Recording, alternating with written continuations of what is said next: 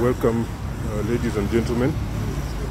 Today, one of the problems we have across society and at all levels of public administration is people leading by intimidation and not excellence or work. Even police brutality is based on that premise.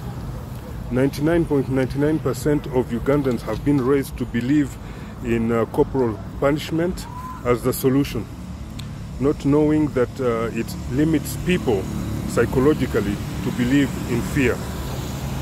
Personally, I was never subjected to corporal punishment myself my entire life, and I noticed that the most advanced societies do not have corporal punishment as a social norm like we here in Africa. Because what it does is create a society that believes in fear. People only do anything properly when there is a threat of punishment, and not out of habit of doing things with attention to detail and accomplishment. Even the idea that people are being tortured and abducted today to unknown locations is based on the common idea of teaching them a lesson rather than prosecuting them for a crime.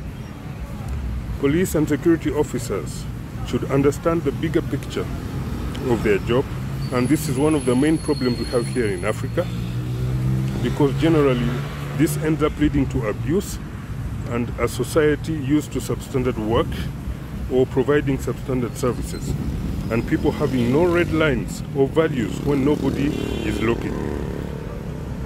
First of all, it should be clear in the heads of every single citizen, and especially every single police officer, that you are not judges, and that the actual purpose of all arrests is simply to bring suspects before the courts of law.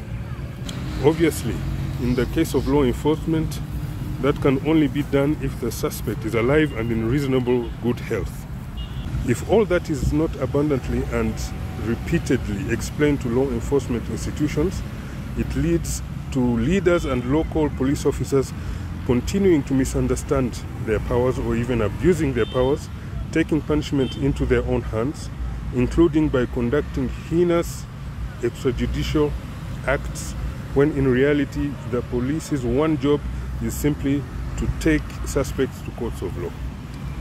While it is definitely important to understand law enforcement's work as also being a necessary deterrent, plus investigating crime and protecting life and property of the people, the cardinal role of all law enforcement institutions and personnel can be summarized to ensuring two things: public safety and justice.